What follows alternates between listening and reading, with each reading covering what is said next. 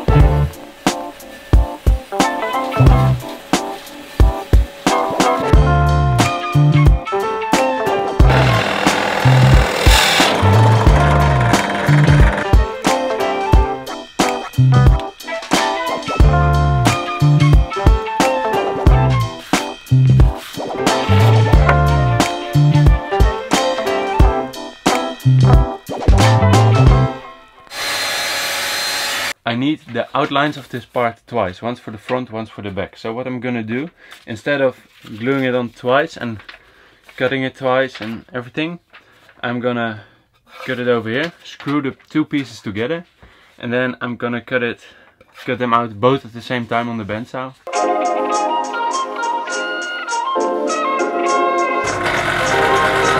Now when all the holes are drilled, I can make the last two cuts and I have the two pieces separate.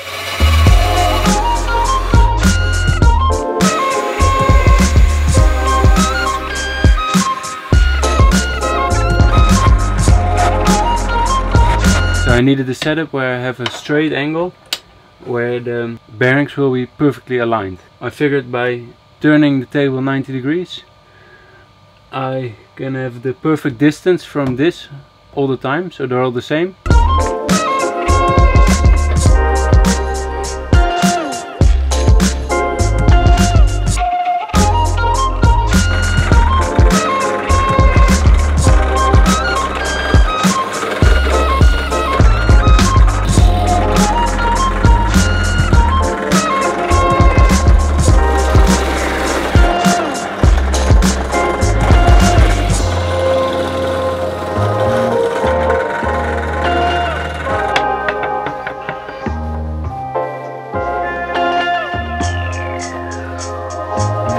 Just found out this one doesn't fit underneath my drill press, so I have to drill this tool by hand, and since it's the outer one and it's only one, I can cheat a little bit by drilling the hole a little bit bigger, and it has some room to align itself.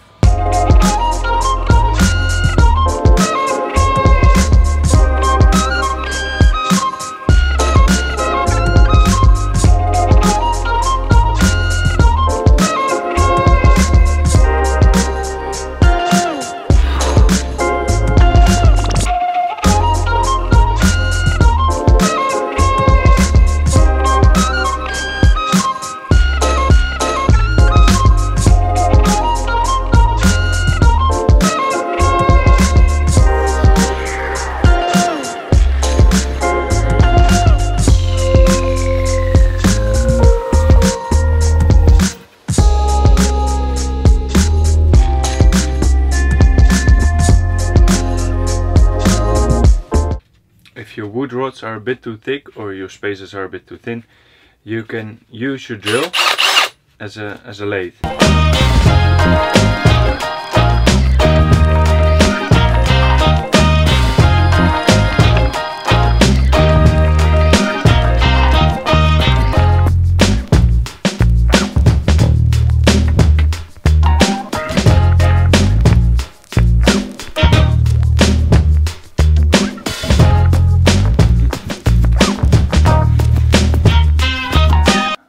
You can see I cut off the exact length, and I was planning on going to paint this, but if you look, to me it kind of gives a nice accent, so I think I'm gonna leave it like this.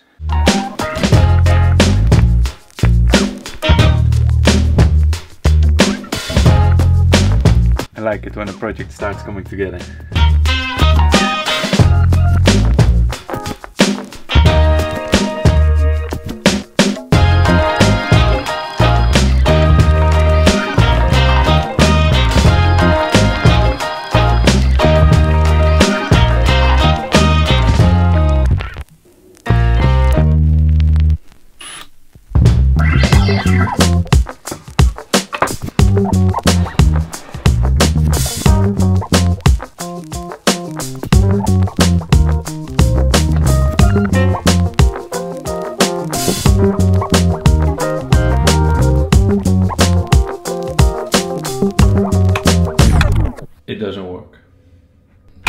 What the problem is, there are actually two problems with this design as is, which I will explain in high detail in another video, which is linked at the end and below, where I'll explain exactly what went wrong and how I'm gonna fix it.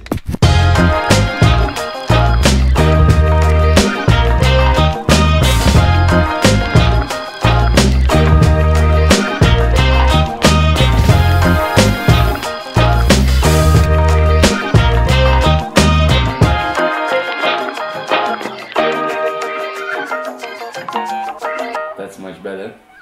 So if you want to make a watchwinder like this yourself, I have a highly detailed set of plans on my website available. I put the link below so you can click on it and go straight to it.